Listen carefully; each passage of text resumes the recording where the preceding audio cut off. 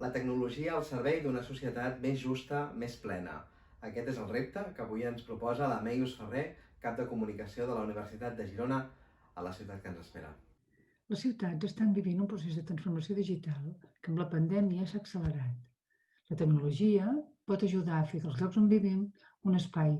més humà, més participatiu, més sostenible i més eficient. Un espai més humà, en primer lloc, perquè permet construir vincles entre persones per anar configurant una comunitat on hi hagi complicitat i ajuda mútua i on les persones tinguin cura unes de les altres, fent un consum responsable, invertint en els que tenim més a prop, ajudant-nos, creant una autèntica xarxa de teixit comercial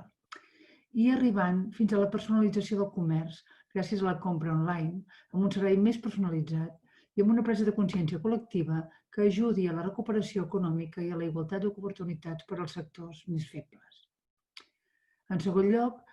la tecnologia permet també un espai més participatiu, aprofitant qualsevol de les plataformes existents de participació ciutadana,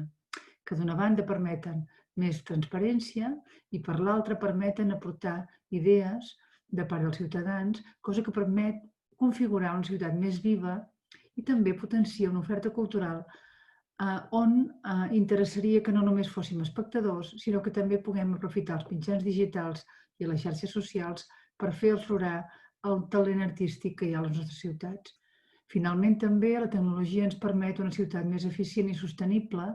si aprofitem les dades generades pels mateixos ciutadans per a la presa de decisions informades, cosa que permetria una millor planificació amb un clar estalvi de temps i de recursos.